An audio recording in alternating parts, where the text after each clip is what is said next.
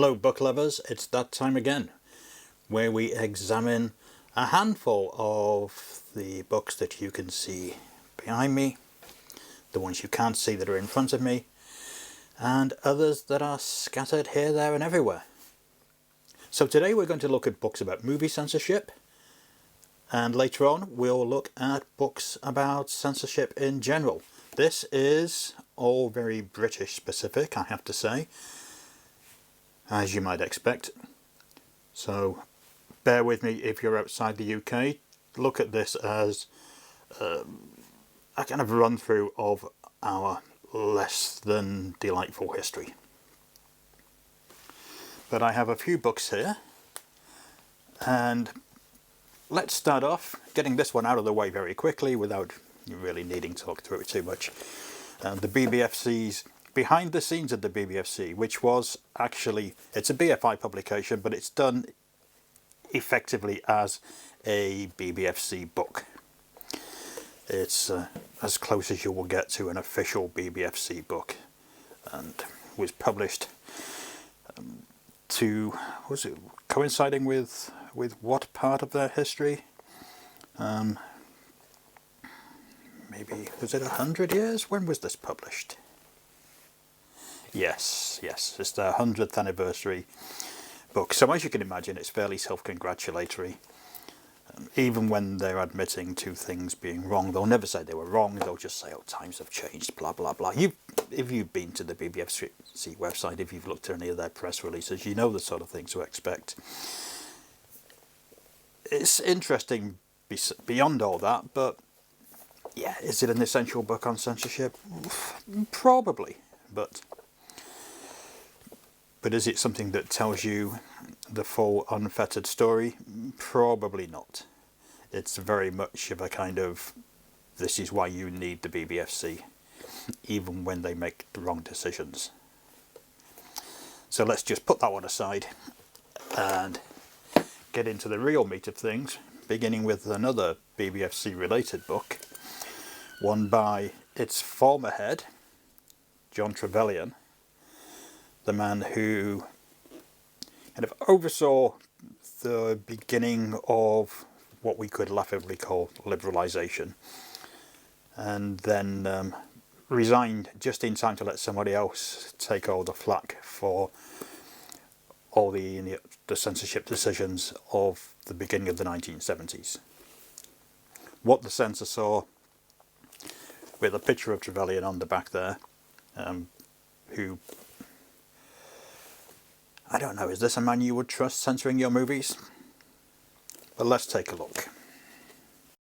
So as I say, Trevelyan was the head of the BBFC from the late 50s to the beginning of the 1970s.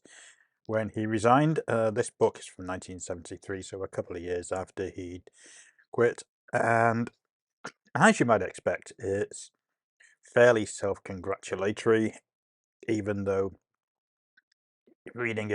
probably reading it even in the mid-70s or in 1977 when this particular edition emerged, it would seem laughable, some of the things he's saying, some of the comments about, say, striptease films and nudist films, things like that.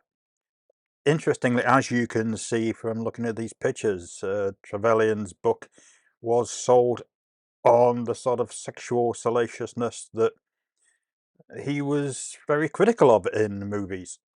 And funnily enough, he became something of an anti-censorship campaigner to a degree. Let's not get carried away, but you know, he because his work was often proven difficult and pointless, and he was also somebody who loved to hang with the stars. So you see pictures of him in this book, for instance, with Andy Warhol and Paul Morrissey.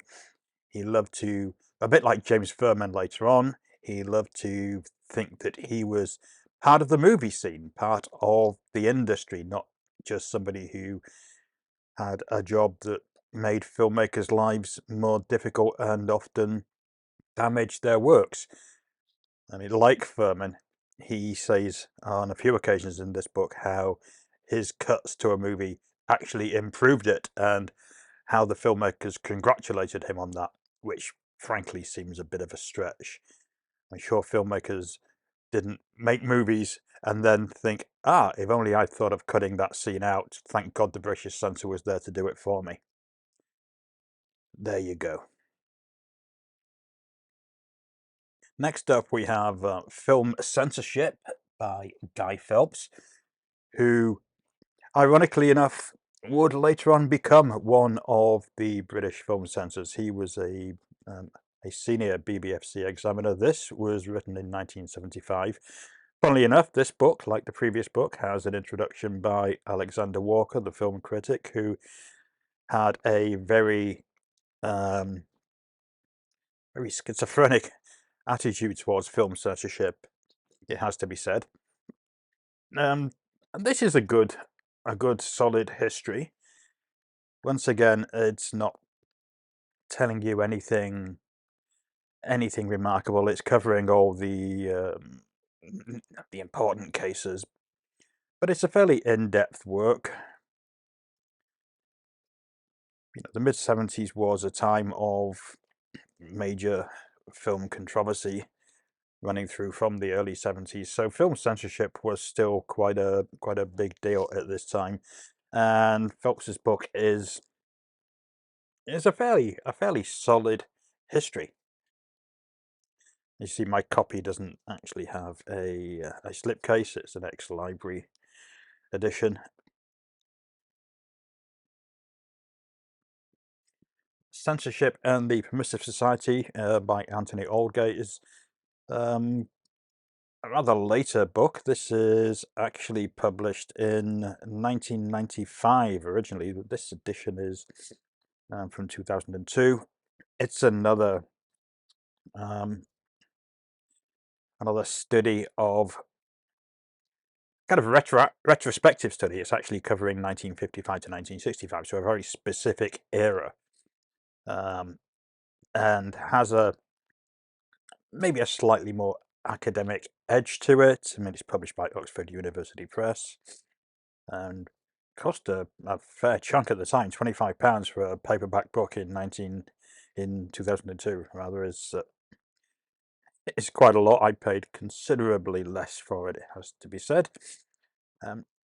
Again, not a bad book, some good information. It's taking in theatre censorship as well as film censorship, which is something that doesn't get covered quite as much. So that's quite good.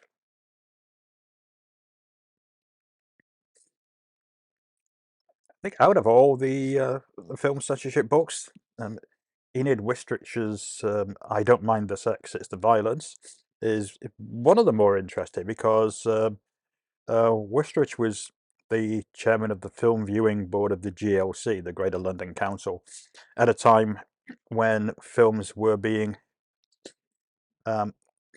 given certificates to be showed in London that weren't available in the rest of the country. So, you know, Texas Chainsaw Massacre is obviously the most famous, but you know, there were lots of them, sometimes with lower ratings, and there was a campaign that she actually led to abolish censorship entirely for London, unsuccessfully, at which point the whole GLC film viewing board essentially just packed in. So things kept going until the mid-70s, and then, you know, the whole idea stopped. But you know, the most interesting stuff about this book is actually this stuff at the back, little BBFC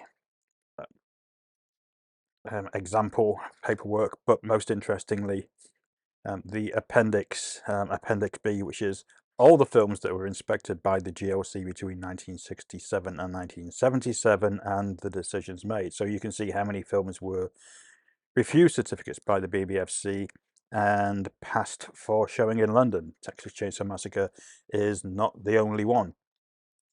Now, in our last collection of movie books that we looked at quite a few books from Lorimer Publishing. I left this one out because it's fits in here more. Cut the Unseen Cinema is actually one of the most interesting Lorimer books. It's certainly one of the more visually striking. As I said at the time when we looked at the previous lot, Lorimer were always keen to put as much nudity in their books as they could possibly get away with. And of course, a book about film censorship allowed quite a bit more than usual, but it's actually a surprisingly good book. It's got a lot of solid information. It covers a lot in a small space, even though, again, it's sold essentially on the photographs, including the little color section in the center. So, which we'll see in a second. Yeah, and here we see, posters for things like Flesh Gordon, for instance, which was fairly new at the time. So, as a kind of reference point as to where film censorship was in the early 1970s, this is actually quite a quite a fascinating little book, and certainly I think at the time that this came out, and even many, many years later, some of the films included here were genuinely obscure. Some of them are still genuinely obscure, to be quite honest. Films that you may only be aware of through reputation, they've certainly not had any kind of re-release. So definitely a must-have if you can pick a copy of that up. Now, as the Sex and Permissive Society covered the period from the mid-50s to the mid-60s, so British film censorship in action, the hidden cinema, is 1913 to 1975. The book was actually written in 1989, so it's not like it just stopped at the point of when when it was published. But this covers a lot of interesting films, actually, stuff that you might not be aware of, films that didn't have quite such obvious censorship issues, some art films, certainly going back to the beginning of cinema. So it's a really good guide to censorship. Somebody's gone through this version, underlining lots of bits. Again, it's another ex-library edition that I picked up. But it covers a lot of the major titles like Last Tango in Paris, for instance, and The Devils. Going back to things like Island of Lost Souls. So definitely well worth picking up if you can get hold of this one. Now, Tom G. Matthews' Censored is perhaps the most famous book on film censorship of, I say, recent years. I mean, obviously it's not a recent book by modern standards. I mean, this was published in when was the 1994. So in that sense, it's wildly out of date. But this is kind of the opposite to the BBFC book that we looked at the beginning. This is obviously very much opposed to the BBFC, exposing a lot of the hypocrisy, the nonsense, and so on and so forth that the board have engaged in over the years, and goes deeply into James Furman's kind of reign of terror. Tom G. Matthews was a major figure in the anti-censorship writing world for quite a long time. Seems to have disappeared without trace. I haven't seen anything about him for years, and I've tried to look him up.